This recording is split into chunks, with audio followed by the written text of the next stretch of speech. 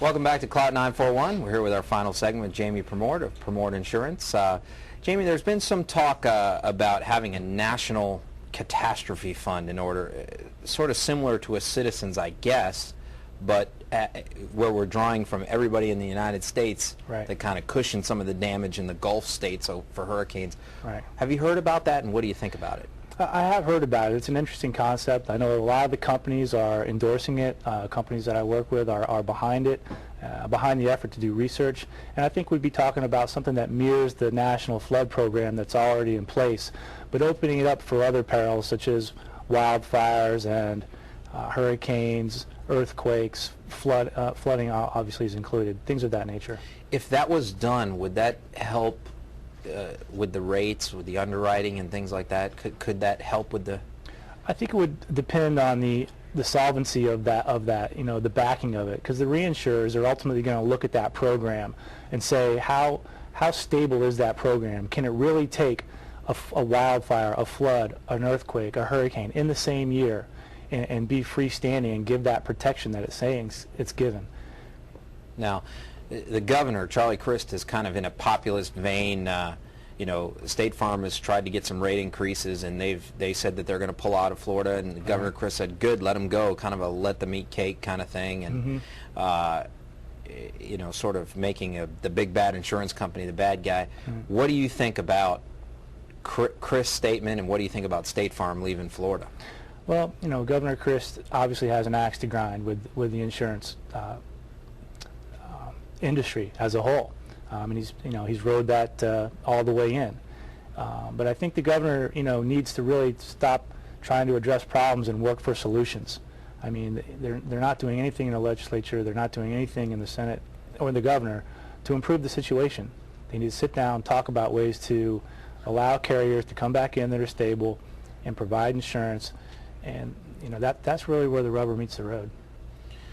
How can people get in touch with you, and do you do homeowners insurance? Does your company do My it? agency does. Myself, I do some homeowners insurance for some of my commercial clients, so it's definitely available, and we definitely have a great staff to talk to people.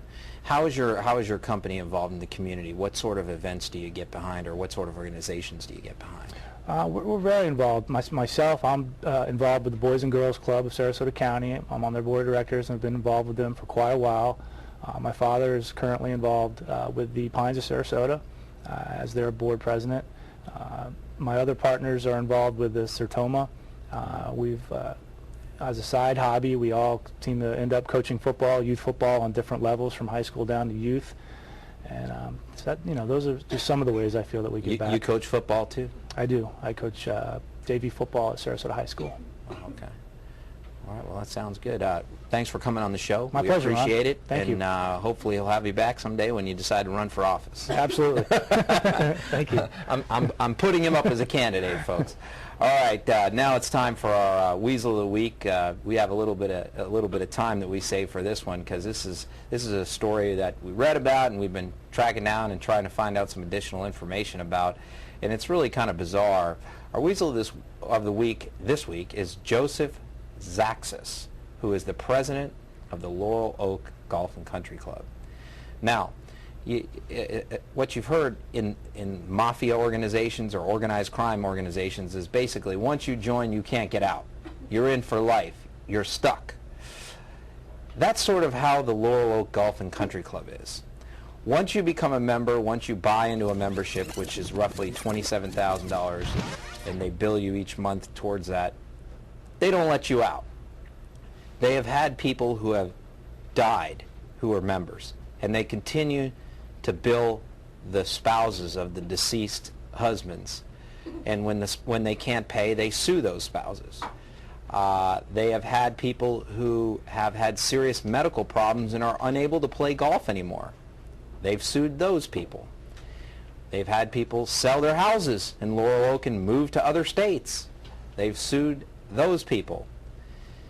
The problem is that a lot of the people who bought into these policies believed that they had the freedom to transfer or sell those memberships to other buyers, and that's what they were told when they bought the policies.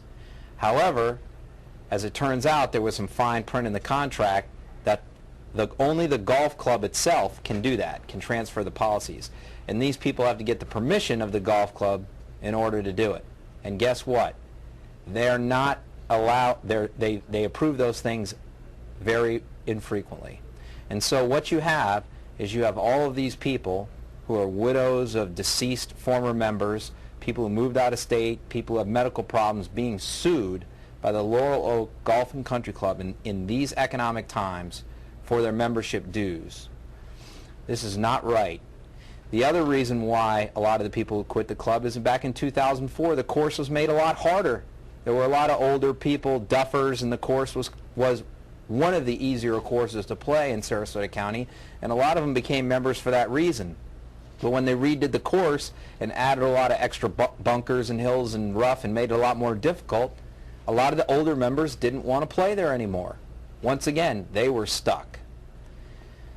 The Laurel Oak Golf and Country Club needs to, they're getting a lot of bad PR over this, and we hope to join in helping them get bad PR. They need to stop this. They need to stop suing their members.